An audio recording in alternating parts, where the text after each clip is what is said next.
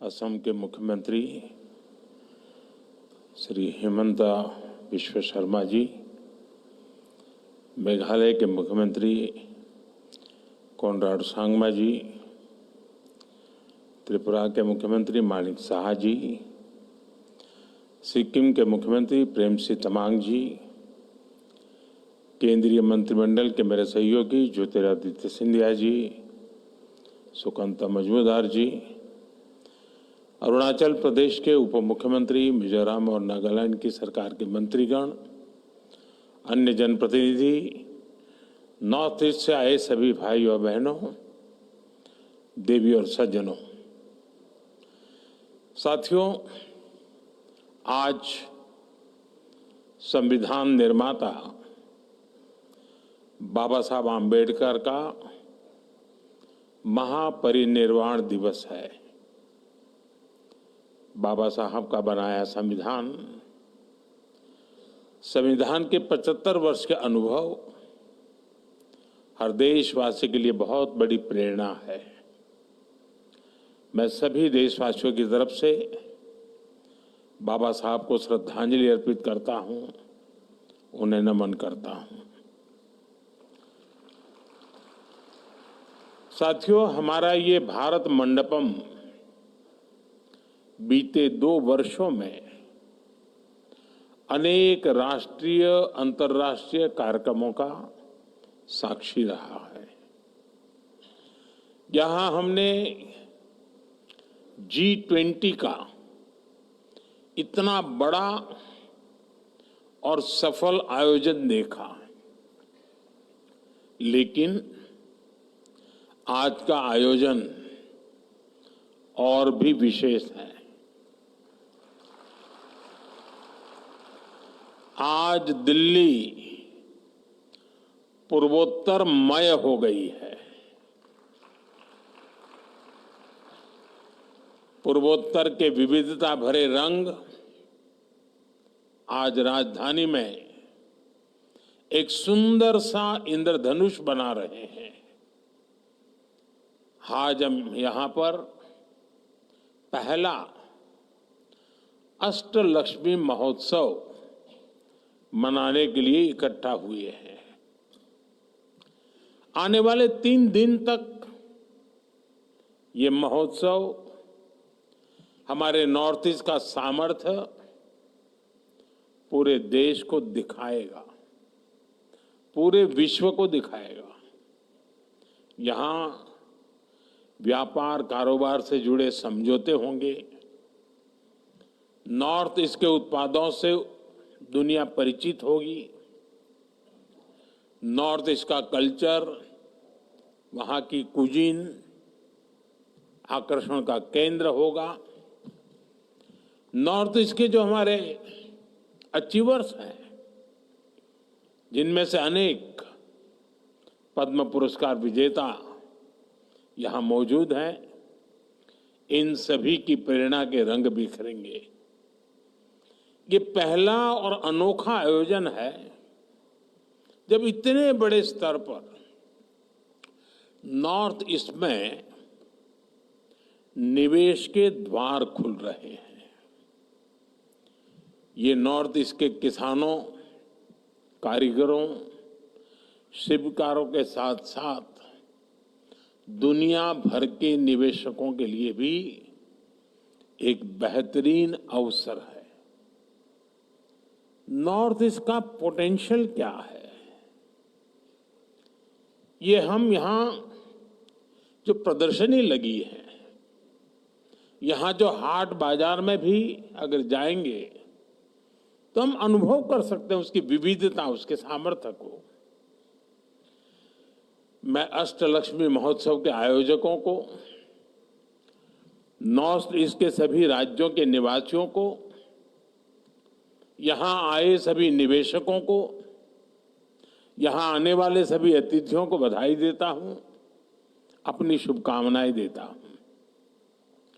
साथियों, बीते 100-200 साल के कालखंड को देखें तो हमने पश्चिम की दुनिया का, वेस्टर्न वर्ल्ड का एक उभार देखा। आर्थिक, सामाजिक और राजनीतिक हर स्तर पर दुनिया में पश्चिमी क्षेत्र की एक छाप रही है और संयोग से भारत में भी हमने देखा है कि जो हमारा देश को अगर हम देखें नक्शा पूरा, तो पश्चिमी क्षेत्र ने भारत की ग्रोथ स्टोरी में बड़ी भूमिका निभाई है। इस वेस्ट सेंट्रिक कालखंड के बाद अब कहा जाता है कि 21वीं सदी ईस्ट की है, एशिया की है, पूर्व की है, भारत की है।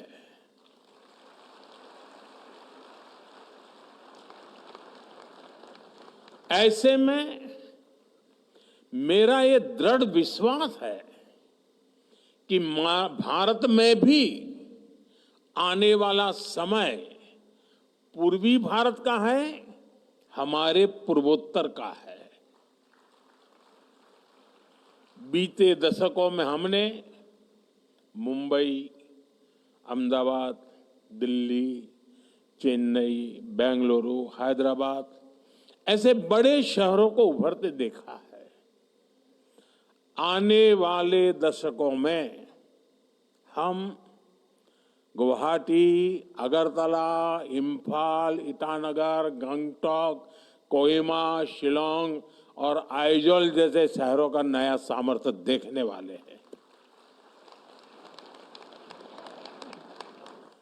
और उसमें अष्टलक्ष्मी जैसे इन आयोजनों की बहुत बड़ी भूमिका होगी।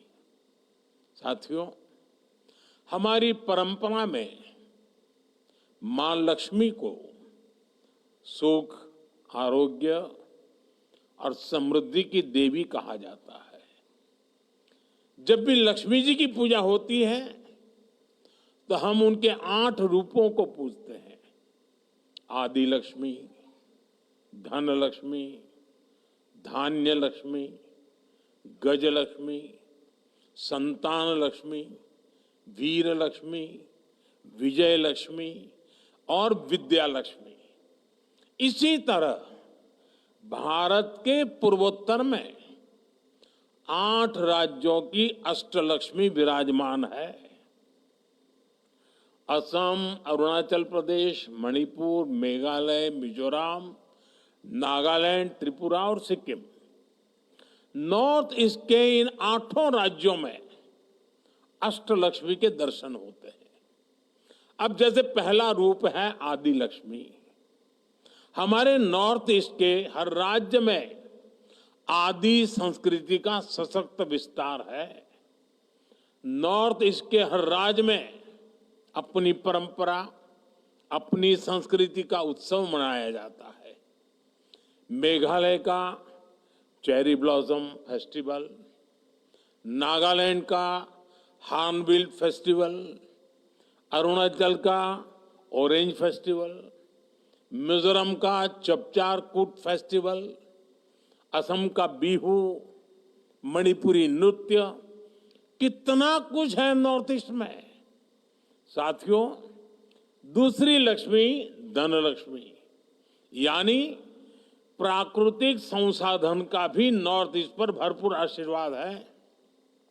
आप भी जानते हैं, नॉर्थ ईस्ट में खनिज, तेल, चाय के बागान और बायोडायवर्सिटी का अद्भुत संगम है। वहां रिन्यूएबल एनर्जी का बहुत बड़ा पोटेंशियल है। धन लक्ष्मी का ये आशीर्वाद पूरे नॉर्थ ईस्ट के लिए वरदान है। साथियों, तीसरी लक्ष्मी धान्य लक्ष्मी की भी नॉर्थ ईस्ट पर भरपूर कृपा है। हमारा नॉर्थ ईस्ट नेचुरल फार्मिंग के लिए, जैविक खेती के लिए, मिलेट्स के लिए प्रसिद्ध है। हमें गर्व है कि सिक्किम भारत का पहला पूर्ण जैविक राज्य है। नॉर्थ ईस्ट में पैदा होने वाले चावल, बांस, मसाले और औषधीय पौधे वहां कृषि की शक्ति को दिखाते हैं। आज का भारत दुनिया को हेल्दी लाइफस्टाइल से जुड़े हुए, न्यूट्रिशन से जुड़े हुए जो सॉल्यूशन देना चाहता है, उसमें नॉर्थ ईस्ट की बड़ी भूमिका है। साथियों, अष्टलक्ष्मी की चौथी लक्ष्मी है गजलक्ष्मी। गजलक्ष्मी कमल पर विराजमान है और उनके आसपास हाथी है। हमारे नॉर्थ ईस्ट में विशाल जंगल है। काजीरंगा, मानस मेहाओ जैसे नेशनल पार्क और वाइल्ड लाइफ सेंचुरी है। वहां अद्भुत गुफाएं हैं, आकर्षक झीलें हैं। गजलक्ष्मी का आशीर्वाद नॉर्थ ईस्ट को दुनिया का सबसे शानदार टूरिज्म डेस्टिनेशन बनाने का सामर्थ्य रखता है। साथियों, पांचवी लक्ष्मी है संतान लक्ष्मी, यानी उत्पादकता की, क्रिएटिविटी की प्रतीक। नॉर्थ ईस्ट क्रिएटिविटी के लिए, स्किल के लिए जाना जाता है। जो लोग यहां एग्जीबिशन में जाएंगे, हाट बाजार में जाएंगे, उन्हें नॉर्थ ईस्ट की क्रिएटिविटी दिखेगी। हैंडलूम्स का, हैंडीक्राफ्ट्स का ये हुनर सबका दिल जीत लेता है। असम का मुगा सिल्क, मणिपुर का मोइरंगा फी, वांगखेई फी, नागालैंड की चाखेसांग शॉल, ऐसे दर्जनों जीआई टैग प्रोडक्ट्स हैं जो नॉर्थ ईस्ट की क्राफ्ट को, क्रिएटिविटी को दिखाते हैं। साथियों, अष्टलक्ष्मी की छठी लक्ष्मी है वीर लक्ष्मी। वीर लक्ष्मी यानी साहस और शक्ति का संगम। नॉर्थ ईस्ट नारी शक्ति के सामर्थ्य का प्रतीक है। मणिपुर का नुपी लान आंदोलन महिला शक्ति का उदाहरण है। नॉर्थ ईस्ट की महिलाओं ने कैसे गुलामी के विरुद्ध बिगुल फूंका था, यह हमेशा भारत के इतिहास में स्वर्ण अक्षरों से दर्ज रहेगा। रानी गाइडिनल्यू, कनकलता बरुआ, रानी इंदिरा देवी, लल्लू रोपलियानी, लोक गाथाओं से लेकर हमारी आजादी की लड़ाई तक नॉर्थ ईस्ट की नारी शक्ति ने पूरे देश को प्रेरणा दी है। आज भी इस परंपरा को नॉर्थ ईस्ट की हमारी बेटियां समृद्ध कर रही हैं। यहां आने से पहले मैं जिन स्टॉल्स में गया, वहां भी अधिकतर महिलाएं ही थी। नॉर्थ ईस्ट की महिलाओं की इस उद्यमशीलता ने इसे पूरे नॉर्थ ईस्ट को एक ऐसी मजबूती मिलती है जिसका कोई मुकाबला नहीं। साथियों, अष्टलक्ष्मी की सातवीं लक्ष्मी है जय लक्ष्मी, यानी ये यश और कीर्ति देने वाली है।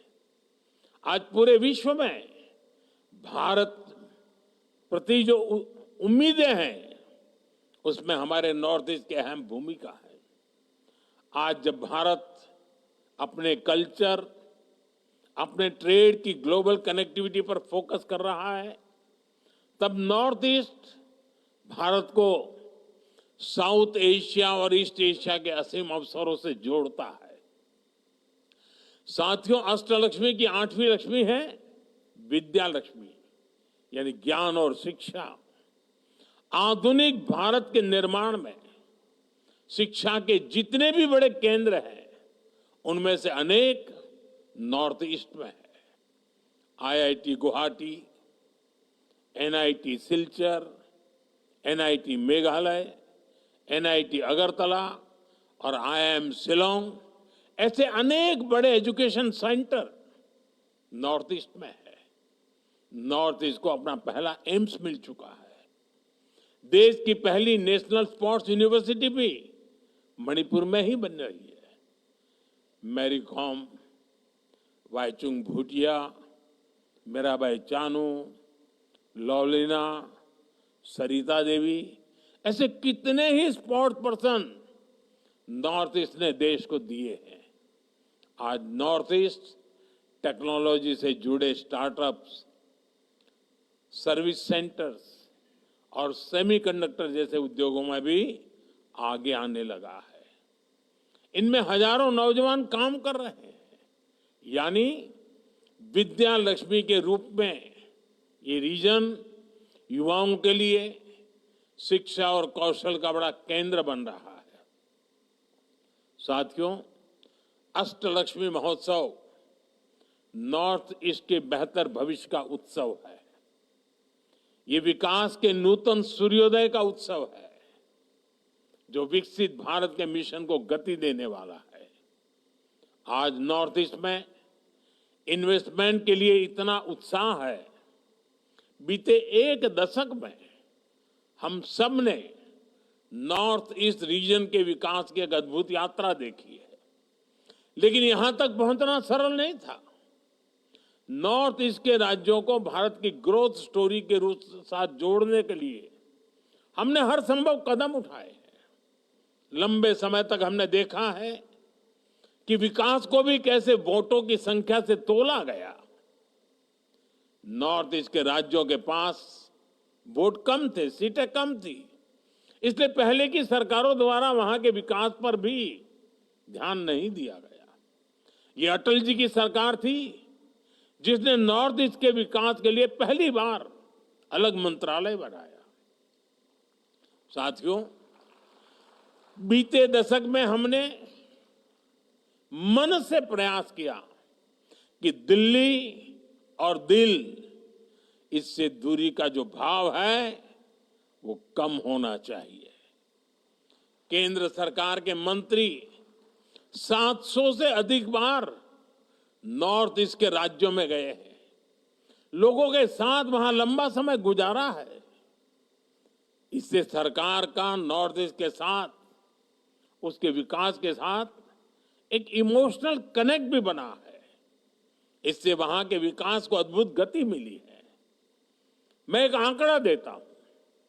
नॉर्थ ईस्ट के विकास को गति देने के लिए 90 के दशक में एक पॉलिसी बनाई गई थी।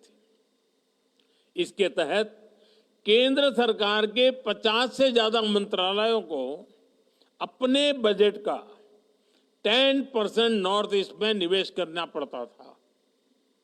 इस नीति के बनने के बाद से लेकर साल 2014 तक जितना बजट नॉर्थ ईस्ट को मिला है, उससे कहीं अधिक हमने सिर्फ बीते 10 सालों में दिया है।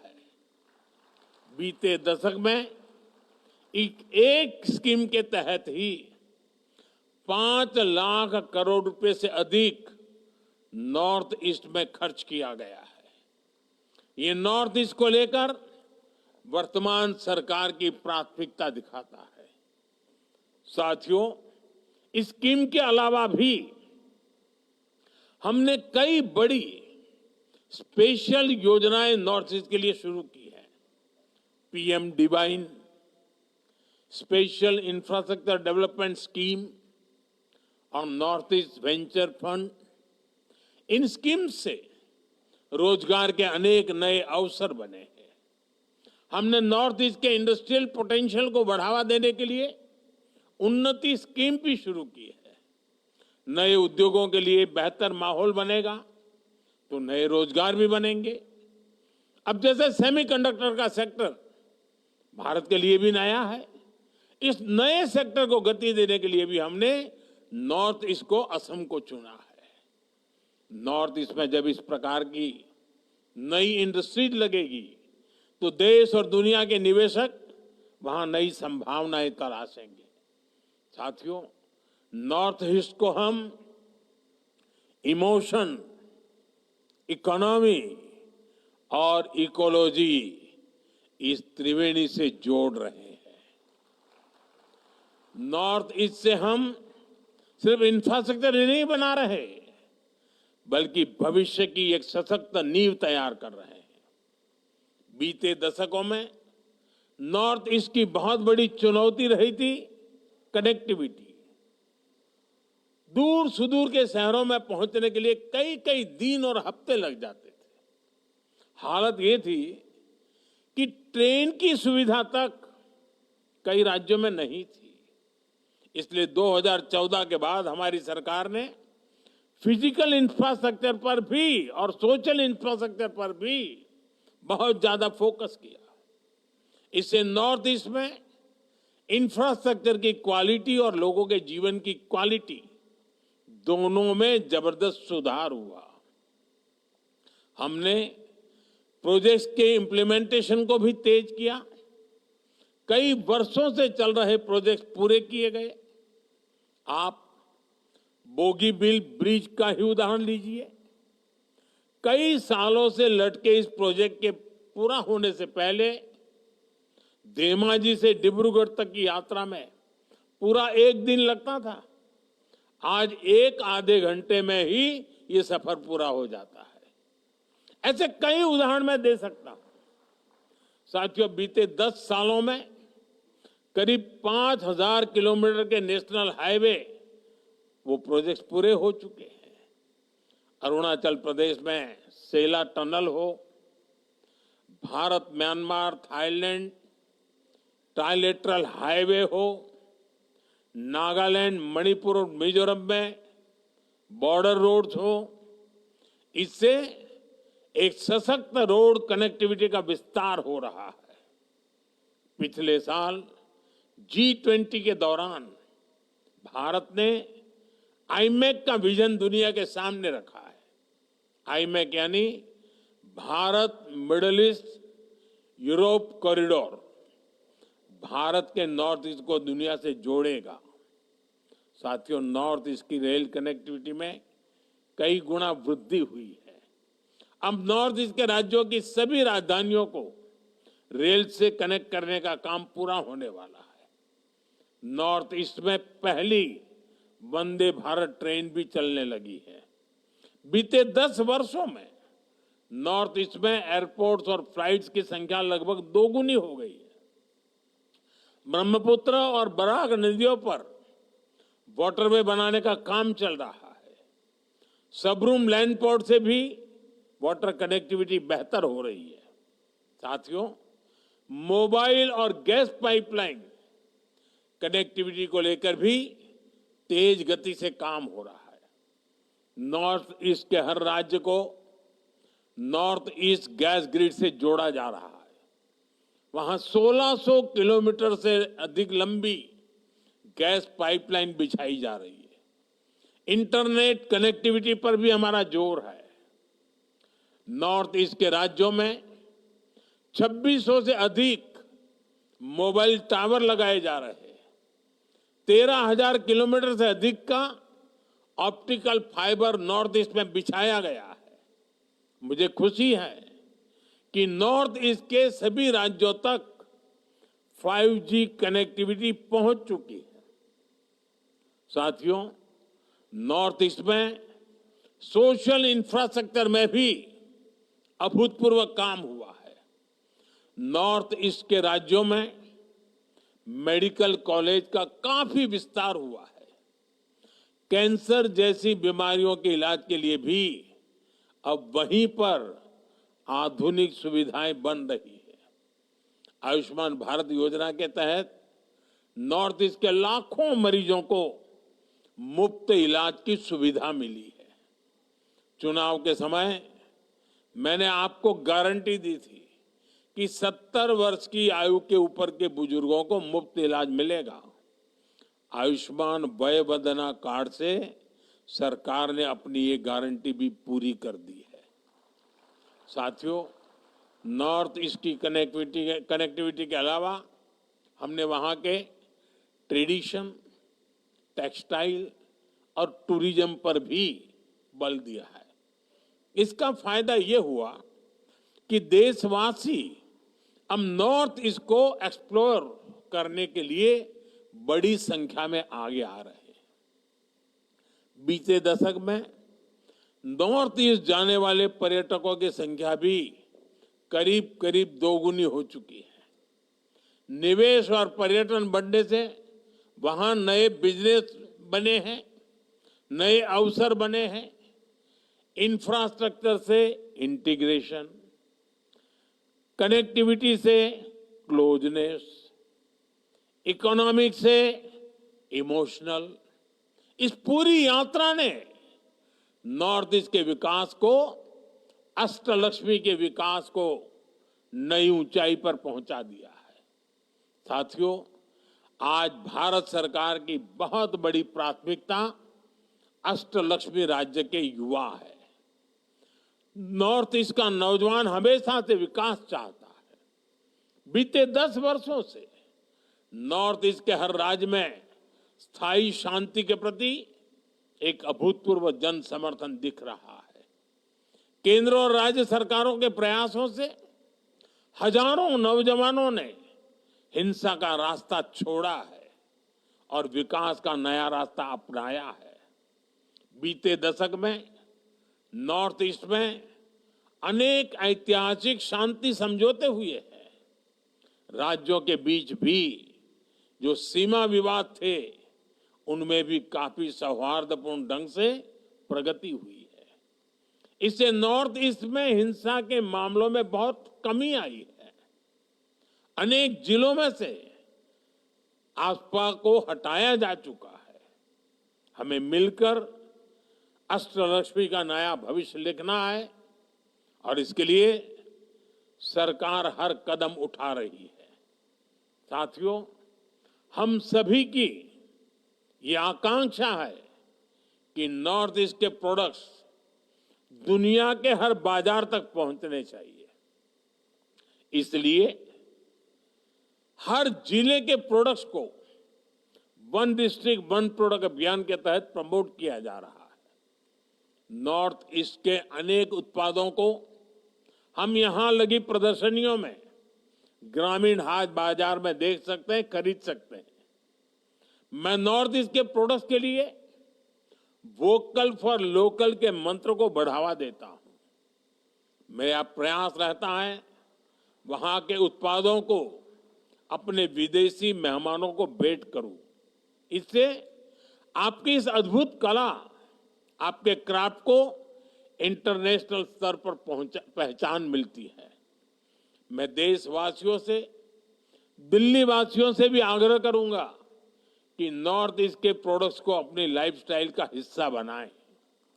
साथियों, आज मैं आप सभी को, वैसे कितने कुछ सालों से लगातार हमारे नॉर्थ ईस्ट के भाई बहन वहां जरूर जाते हैं। आपको पता है, गुजरात के पोरबंदर में, पोरबंदर के पास माधवपुर, वहां एक मेला होता है। उस माधवपुर मेले का मैं अग्रिम निमंत्रण देता हूं। माधवपुर मेला भगवान कृष्ण और देवी रुक्मणी के विवाह का उत्सव है। और देवी रुक्मणी तो नॉर्थ ईस्ट की ही बेटी है। मैं पूर्वोत्तर के अपने सभी परिवारजनों को अगले वर्ष होने वाले मार्च अप्रैल में होता है रामनवमी के साथ, उस मेले में शामिल होने का भी आग्रह करूंगा। और मैं चाहूंगा उस समय भी ऐसा ही एक हाट गुजरात में लगाया जाए ताकि वहां भी बहुत बड़ा मार्केट मिले और हमारे नॉर्थ ईस्ट के भाई बहन जो चीजें बनाते हैं उनको कमाई भी हो। भगवान कृष्ण और अष्टलक्ष्मी के आशीर्वाद से हम जरूर नॉर्थ ईस्ट को 21वीं सदी में विकास का एक नया प्रतिमान स्थापित करते हुए देखेंगे। इसी कामना के साथ मैं अपनी बात समाप्त करता हूं। मैं इसको बड़ी सफलता के लिए शुभकामनाएं देता हूं। बहुत बहुत धन्यवाद। बहुत बहुत आभार माननीय प्रधानमंत्री श्री नरेंद्र मोदी जी का उनके इस प्रेरक उद्बोधन के लिए। और साथ